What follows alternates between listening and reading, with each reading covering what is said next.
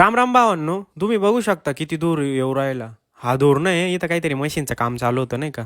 तेवढ्यात गावात आलो इथं सगळं मित्रपरिवार जमलेला होता आपला. ते मग ते आपल्याला राम राम करत होते. मग हे बघू शकता आमचं सुंदर गाव आहे कसबे सुकेने. त्यानंतर इकडं आलो, इथं पोरं काहीतरी कबुतरांसंग खेळत होते. म्हटलं चला यांचा थोडा आढावा घेऊ नाही का. मग इकडं थोडं जवळ आलो त्यांच्यापाशी. मग ते सांगत होते अशा अशा जोड्या गेले एवढ्या एवढ्या रुपयाला. म्हटलं भाऊ तुम्हाला तर एक नंबर काम येतं नाही का.